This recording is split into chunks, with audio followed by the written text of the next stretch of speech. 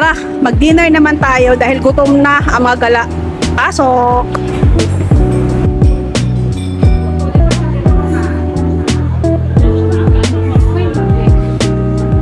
Iced tea.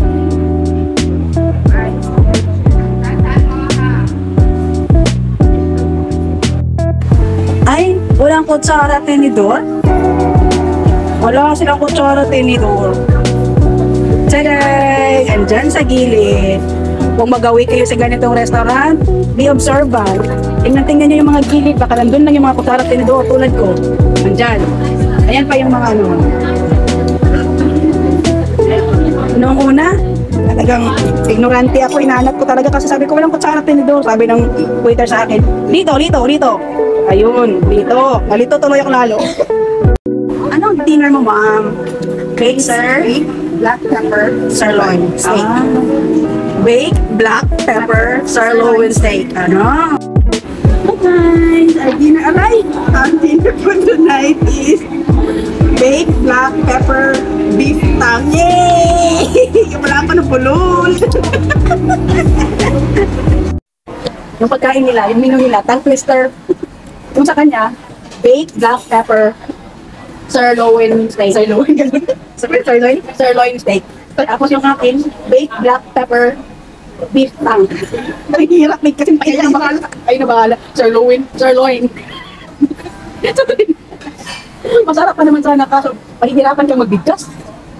So, ang parang yun. Yummy.